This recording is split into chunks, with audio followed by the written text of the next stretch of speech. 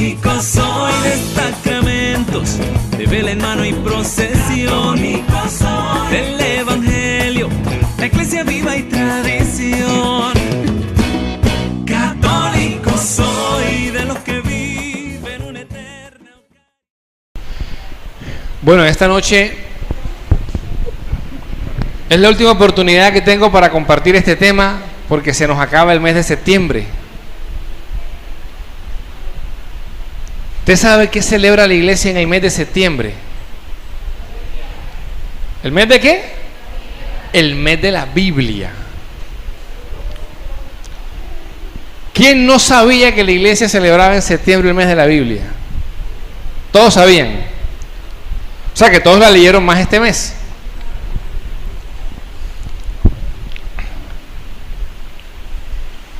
Yo quiero que empecemos a revisar una pregunta.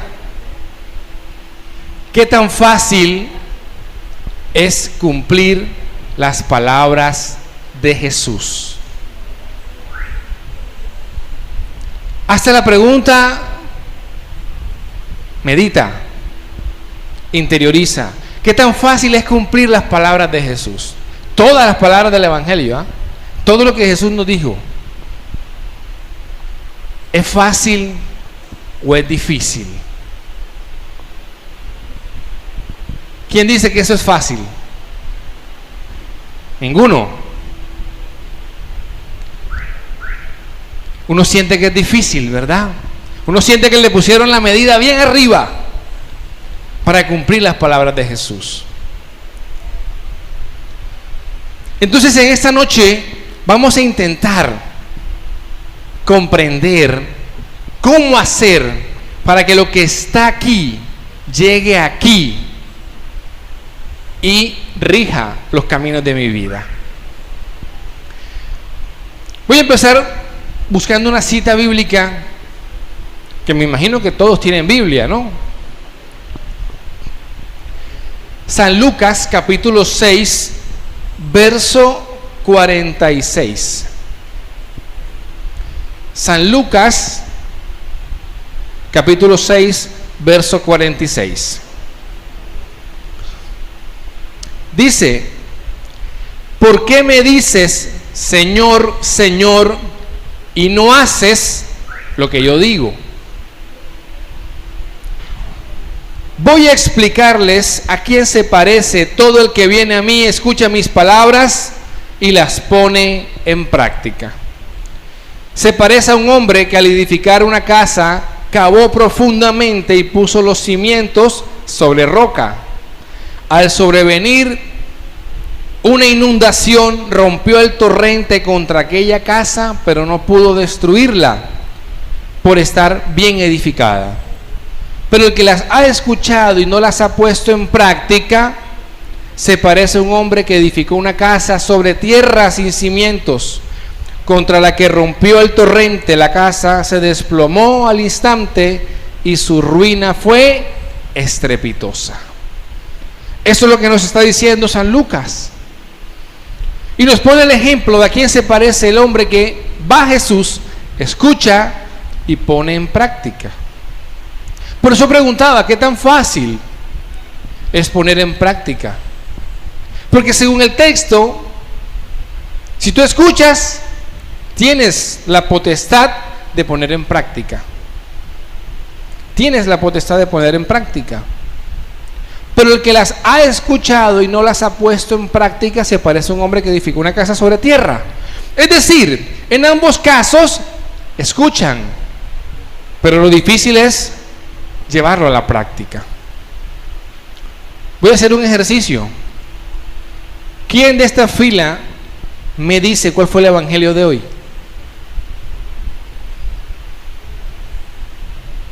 ¿Vea? ¿Se da cuenta?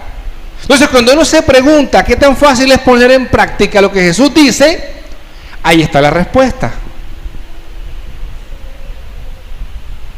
¿Cuántos de los que están aquí saben qué dijo el evangelio de hoy? Puede que uno que otro se acuerde, pero si yo le pregunto, ¿usted qué almorzó hoy? Todos saben que almorzaron hoy.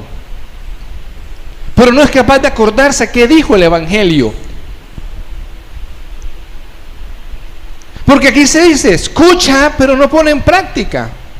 Y peor si dice, no, yo no lo escucho. Vea, hicieron una encuesta en España hace 2 años. Esa encuesta arrojó lo siguiente: del 93% de los católicos que iban a misa, solo el 34% leía la Biblia. Del 93% de los católicos que iban a misa, solo el 34% leía la Biblia. Y solo el 36% rezaba en familia. Es una cifra alarmante, que solamente el 36% de los que iban a misa leían la Biblia. ¿Por qué? Porque no siento atracción hacia ella, a pesar de que Jesús diga lo que sucede con el que escucha las palabras y las pone en práctica. Si uno mira lo que dice el Evangelio, dice que esa casa edificada sobre roca iba a aguantar ¿qué? ¿Qué iba a aguantar? La que era edificada en roca. El torrente, la inundación. Es decir, van a venir los torrentes, va a venir la inundación, van a venir los problemas, pero la forma en que aquí nos presenta cómo sostenernos es estar cimentados sobre la roca. ¿Cómo hago entonces para enamorarme, para acercarme a la palabra de Dios que está en la Biblia y sentirla para mí? Porque es que yo no me acerco, porque es que para mí eso es un libro muy bonito, espiritual, pero no me llama, porque no he tenido conciencia que es palabra de Dios. Ese es un problema que tenemos nosotros los católicos. Si uno mira lo que dice Jesús que hizo el hombre que quería la casa, ¿para dónde empezó a construir primero el hombre que edificó sobre roca? Vuelvo y leo. Se parece a un hombre que al edificar una casa cavó profundamente. ¿Para dónde edificó primero? ¿Para dónde construye? Hacia abajo. Hacia abajo. ¿Buscando qué? La roca, para poder cimentar la casa. Uno empieza a construir de una hacia arriba y le va como a la casita de paja y de madera de los 3 cerditos. Y llegó el lobo, sopló y la tumbó. Porque no hay cimiento.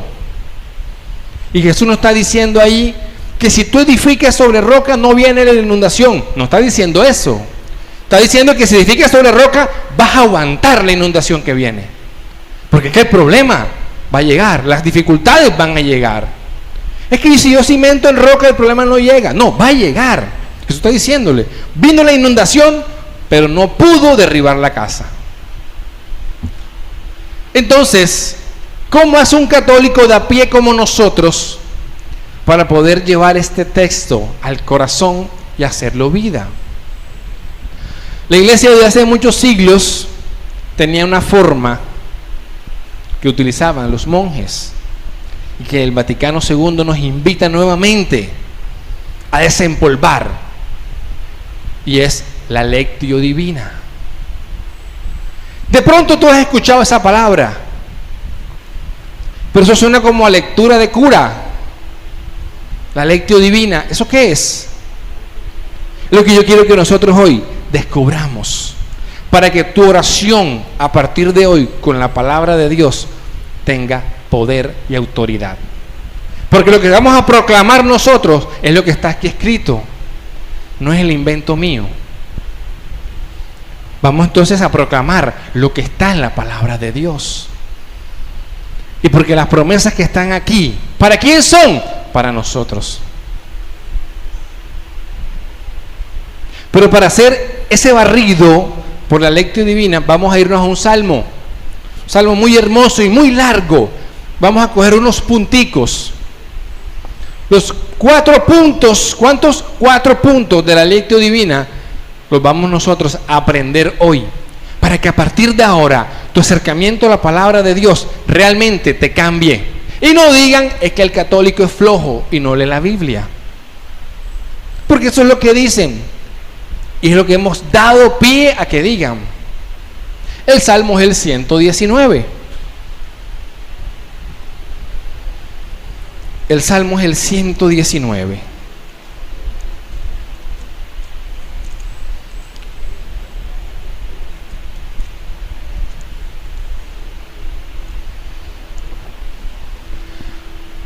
Lo primero que la lectio divina, primer paso, es la lectura, obvio.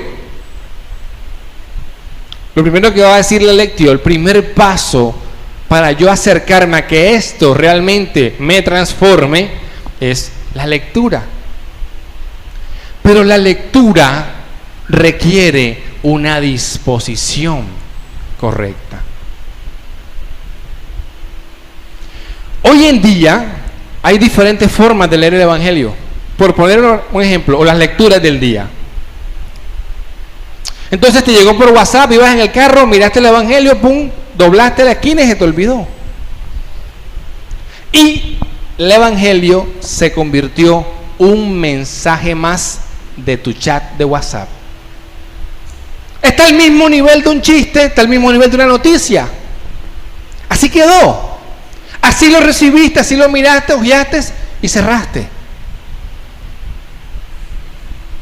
Pero si uno se pregunta, yo realmente busco mi Biblia, busco un espacio, 5 o 10 minutos para yo hacer la lectura. Y uno se dice, no tengo tiempo. Pero si a usted le dice el médico, tienes un problema de salud y tienes que empezar a caminar todos los días 1 hora, usted no saca el tiempo. Si es para su salud, lo saca. ¿De dónde? No sé, pero lo saca. Esa hora se la quita a otra actividad y lo hace. Si a usted le dicen, tienes un problema en la rodilla y tienes que hacerte 50 fisioterapias y nada más la hacen a las 7 de la mañana, sacas el tiempo. ¿Cómo haces? No sé, pero sacas el tiempo. Pero aquí con esto no tengo tiempo.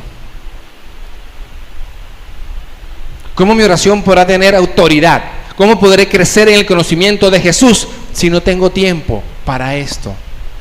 Entonces digo, es que eso tiene su gente. No, todos estamos llamados a acercarnos, porque es Dios quien nos está hablando aquí.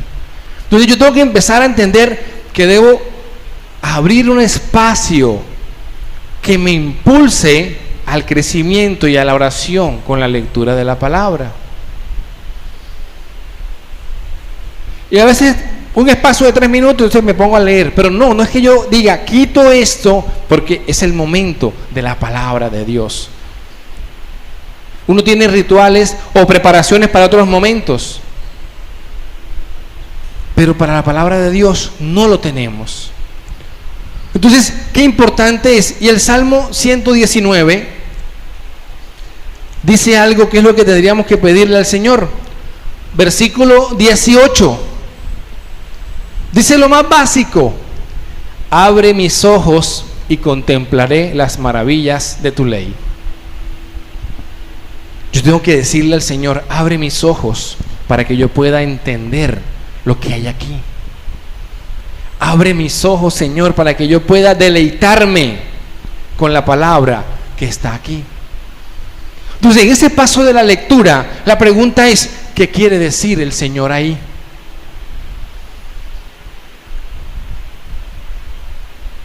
Por ejemplo, el evangelio de ayer, Jesús le dice a Natanael, te vi cuando estabas debajo de la higuera. Y uno se pregunta, ¿qué quiso decir Jesús?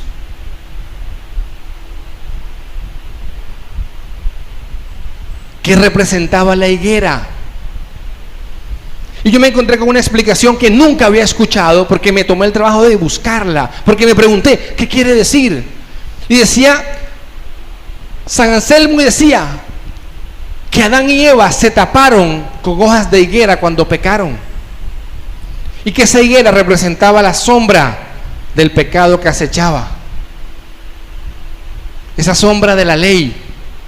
Y allí estaba Natanael, siendo un israelita, cumplidor de la ley. Allá lo vio Jesús, pero Jesús traía algo mejor que darle. Entonces, si yo me tengo que empezar a preguntar cada vez que tomo un texto, ¿qué quiere decir Jesús? Sí, es escudriñar qué quiere decir el texto. Hoy el Evangelio dice: si en Tiro y Sidón se hubieran hecho los milagros que se hicieron en ti, y usted dice, si Tiro y Sidón, ¿dónde queda? Eso quedará por Malambo. ¿Dónde queda eso? ¿Por qué Jesús menciona esos pueblos? ¿Por qué Jesús le recrimina a Cafarnaúm? ¿Dónde quedaba? Entonces yo tengo lo primero que hacer es ir al texto y ver qué dice el texto. ¿Qué quiere decir el texto? ¿Qué quiere decir Jesús en la palabra? Rumiar el texto, masticarlo, profundizarlo. Así como coges una obra literaria, así como coges un libro de cualquier cosa, acercarnos a esto. Pero si tú no sabes que esto es palabra de Dios, lo que estoy diciendo para ti no tendrá sentido. Para ti no será importante. Lo primero entonces es la lectura. Leer la palabra de Dios. ¿Qué es lo segundo? Porque esta primera parte mucha gente la hace a medias. Ah, sí, yo leí el Evangelio de hoy. Ah, sí, hablaba de tal cosa. Pero allá quedó. Allá quedó. Lo segundo es la meditación. Quiere decir, ¿qué me quiere decir Dios a mí? ¿Qué me quiere decir a mí el texto? Eso es lo segundo, la meditación. Es reflexionar cómo en mi vida se aplica el texto. Cuando yo leo a la loca la carrera, cuando yo no hago que el texto pase del ojo al interior, yo no medito. Y el texto dice, no, sí, muy bonito, pero no me dijo nada. No, a todos nos dice. A todos el texto nos dice algo. Entonces yo tengo que entrar a meditar. Es decir, ¿qué me querrá decir el Señor aquí? ¿Qué me querría decir el Señor hoy con ese evangelio tan fuerte y duro? Yo tengo que analizar eso. Pero para eso yo tengo que pedirle al Señor que me dé sabiduría y clamarla. Entonces el Salmo 119 tiene algo. Este es un salmo que es una oración que uno puede orar con este salmo. El salmo dice, versículo 34, apúntelo. Dice el salmista, dame inteligencia para guardar tu ley. Es que si esto fuera a venir y sentarte ahí a escuchar lo que yo digo, pararte e irte y tu vida cambió, magia, sería bacanísimo. Pero es que así no funciona esto. Yo tengo que pedirle al Señor sabiduría. ¿Qué me quiere decir con ese texto? Hay gente que tiene la mala costumbre que coge la Biblia, la abre para ver qué sale. Si no le gusta, vuelve y cierra. Y vuelve y abre. Y vuelve y cierra y vuelve y abre hasta que encontró uno que le gustó. Entonces dice, el Señor me dijo en la Biblia tal cosa.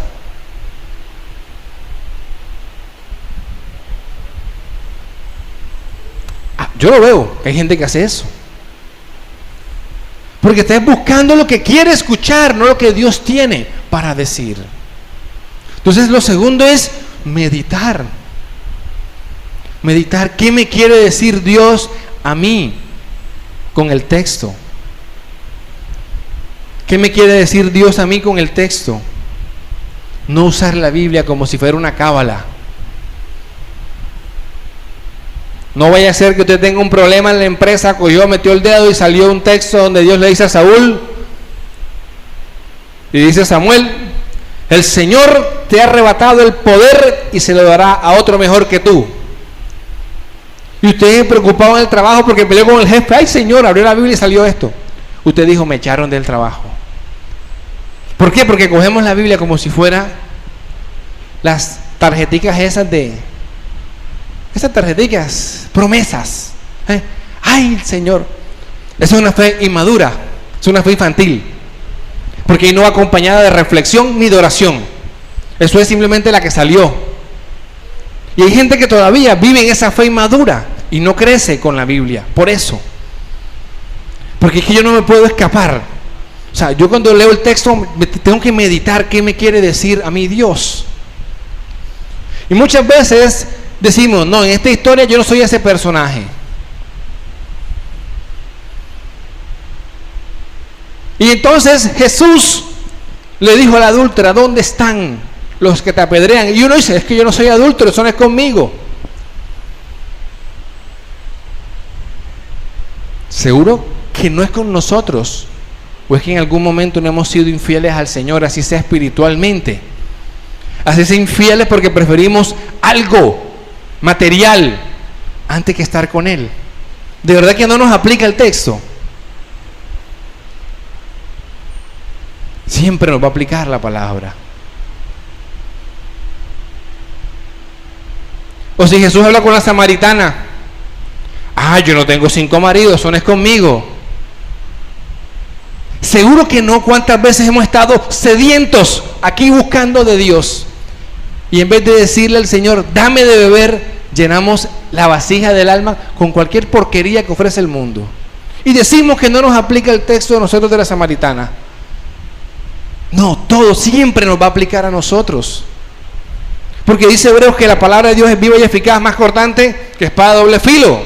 Porque siempre corta para allá y corta para acá. Entonces, yo tengo que ver qué me dice Dios. ¿Cuánto tiempo necesitaré yo para eso? Unos minutos a solas con el Señor. Entonces, en la correndilla de leer por WhatsApp el Evangelio, leí el misal un ratico, el devocional, y ya, no. ¿Qué me quiere decir Dios? Porque es más chévere, el Señor me mostró algo para ti. Uno automáticamente pela más el oído cuando alguien le va a dar eso que cuando Dios le va a hablar aquí. Estamos llamados es a meditar. A meditar. Segundo paso. Primer paso, leer. Pero leer con disposición. Y segundo paso, meditar. Cuando yo he meditado, cuando ese evangelio me sacó la radiografía de todas las cosas que yo tengo, de todas las situaciones que estoy enfrentando, y yo digo, sí, realmente tengo que cambiar esto en mi vida. Uno sencillamente dice, sí, programación neurolingüística, voy a hacerlo, se paró y ya uno fue cambiado. No. ¿A quién necesita uno? Al Señor. Entonces, ¿cómo yo involucro a Dios aquí? Con el tercer paso de la lectio divina, que es la oración. Porque si yo solo medité, pero yo no oré, yo no estoy regando esa semilla que la meditación ha colocado en la tierra de mi alma. Entonces, en la oración, que es el tercer paso, yo empiezo a clamarle a Dios, yo empiezo a alabar a Dios, yo empiezo a devolverle al Señor todo lo que esa palabra hizo en la meditación en mi corazón. Empiezo a devolvérselo. Cuando yo diariamente oro con la palabra de Dios de esta manera, es como si yo estuviera regando esa semilla que entra. Pero si tú no haces la oración, tú dices, uy, sí, esto me cayó a mí y ya. Es como cuando vienen las aves del campo, esa semilla que quedó a la orilla del camino y ¡fum!, se la llevó. O como la que creció entre espinas, o como la que creció entre rocas, que no fue capaz de crecer, se ahogó.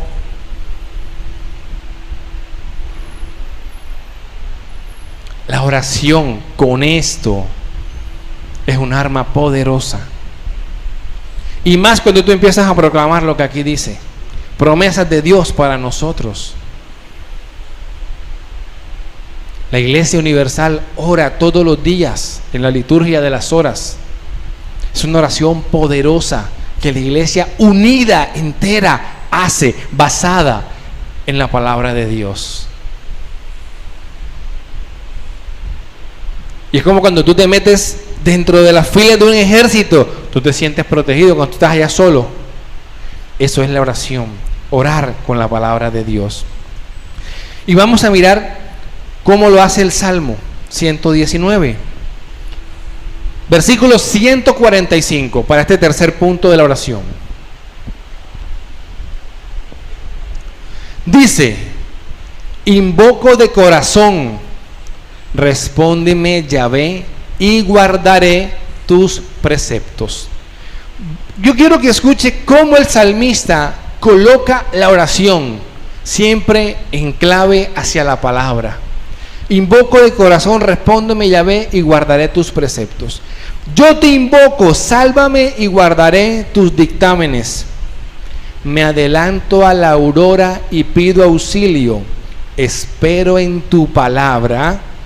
Mis ojos se adelantan a las vigilias nocturnas a fin de meditar en tu promesa. Ahí está la clave, ahí está la raíz, ahí está la base de que mi oración tiene que ser una retribución al Señor de lo que ya esa palabra que escuché y leí hizo en mí. Cuando yo oro, ¿qué hago? Tomo fuerzas. Porque es que en la meditación me doy cuenta de muchas cosas en mi vida, pero que si yo no tengo la oración, no tengo la fuerza, porque mis fuerzas no se puede. Entonces, claro, sí, es que yo me quedo a mitad de camino. Yo sí medité, yo sí sé todo lo que tengo que cambiar, pero como no hago el tercer paso, sigo en lo mismo. Es más difícil que esa meditación dé fruto si yo no hago la oración. Que ese es el tercer paso. Y el cuarto paso que vamos a meditar es la contemplación, actuación. Porque en la contemplación es cuando yo, después de haber clamado al cielo, recibo del Señor esa fuerza necesaria para poder obrar. Es cuando uno se deleita, cuando uno ha clamado al cielo y ahora dice: espero la lluvia rebosante del Señor que me va a ayudar, que me va a llenar para poder tomar decisiones. Uno debería todos los días tomar una decisión sobre su vida a partir de la lectura del Evangelio. Pero ¿sabe cuándo es que uno tristemente reflexiona sobre su vida? ¿Cuándo cree que uno reflexiona sobre su vida? El 31 de diciembre. Ese es el día entonces que te vas a acordar de todas las promesas que hiciste. Y tú dices: ay, no empecé la dieta. Ay, yo no hice ejercicio. Yo dije que iba a hacer el rosario y no lo hice. Y pasa hasta el otro 31 de diciembre, cuando todos los días, después de esta oración, es que yo digo: ¿qué decisiones voy a tomar a partir de hoy para mi vida? Porque si no, entonces ¿para qué leo esto? ¿Para qué lo escucho? Si no es para que me cambie. Entonces esa contemplación me tiene que llevar a mí a tomar decisión, a actuar. Pero ¿qué sucede? Que ya yo me fortalecí. ¿Con qué? Con la oración. Ya me fortalecí y me llené. Entonces lo cuarto, que es contemplar lo que Dios está haciendo en mí y tomar la decisión de actuar, ya yo tengo fuerza. Entonces el Salmo tiene un versículo muy bonito, que es el versículo 105, y dice: tu palabra es antorcha para mis pasos, luz para mi sendero. Hay una alabanza que creo que dice así: tu palabra es luz en mi camino. Es decir, ilumina mi paso. Cuando yo tengo una decisión difícil, no es abrir y meter el dedo a ver qué sale, es hacer lectio divina. Y verá que usted tomará la decisión correcta. Porque la palabra de Dios nunca es para dañar, siempre es para bendecir. Porque tal vez con la palabra el Señor hoy me exhortó a que yo deje el mal camino. De pronto yo hoy reflexioné en ese evangelio y digo: estas ciudades tuvieron milagros y no se convirtieron. O sea que lo que importa no es el milagro, porque si hay milagro y no hay conversión, me fregué, no sirve de nada. Y es lo que Jesús le dice a Betsaida: si allá hubieran hecho los milagros que se hicieron aquí, ya ellos se hubieran convertido. O sea, la fe milagrera Un texto como el Evangelio de hoy me tiene que llevar a cambiar mi chip y decir, lo que debo buscar no es el milagro, sino la conversión. La conversión es lo que yo debo buscar, no andar detrás del milagro. 4 pasos para que tu vida de oración y tu acercamiento a la palabra de Dios empiece a ser diferente a partir de hoy. Voy a finalizar leyendo algo que escribió un monje en el siglo XII. Hace rato, ¿verdad? Hace rato. ¿Qué tiene que ver con esto? Dice el monje, esto es del siglo XII, hace rato. Así, para que se vean mejor juntos todos los puntos que se han tratado de manera difusa, recogeremos recapitulando todo lo que se ha dicho anteriormente. Primeramente, como fundamento está la lectura, ¿cierto? Primer paso. Que ofrecida la materia te aboca a la meditación. ¿La lectura a qué te empuja? A meditar lo que Dios me dice a mí. La meditación investiga con más diligencia lo que hay que desear y como excavándolo halla el tesoro y lo muestra. Claro, la meditación me dice,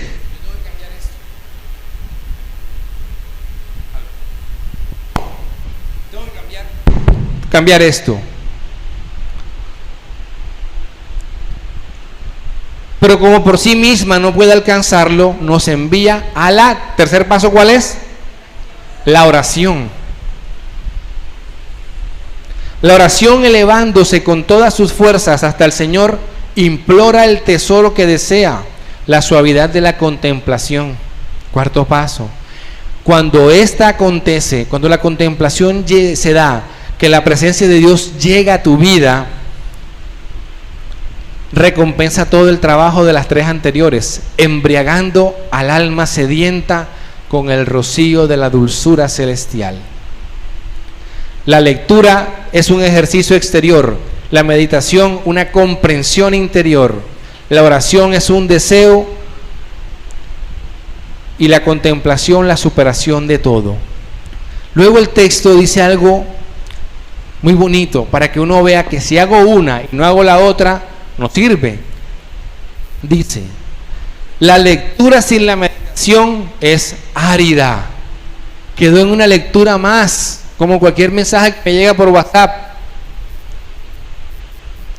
La meditación sin la lectura errónea.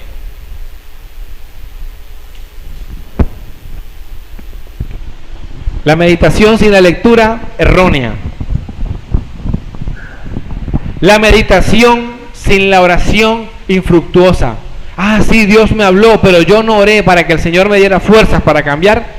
Quedó infructuoso. La oración hecha con fervor permite alcanzar la contemplación. La consecución de la contemplación sin la oración es muy rara. Si nos damos cuenta cómo cada paso de la lectio divina tiene un sentido. Ahora tú puedes decir, yo me quedé solo en la oración, yo no medito, yo no leo la palabra, no crezco. Yo la medité pero no cambio porque es que no oro.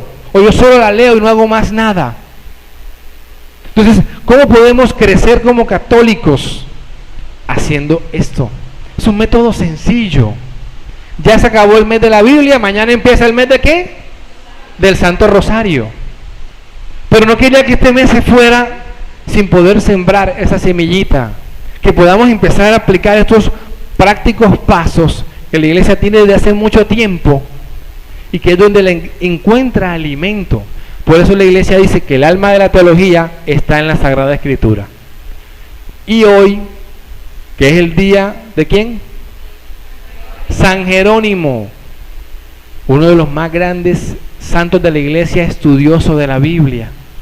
Y él dijo una frase: quien desconoce las Escrituras, desconoce a Cristo. Pregúntate entonces, ¿qué tanto conozco al Señor? Aquí está la clave. Católico soy de sacramentos, de vela en mano y procesión.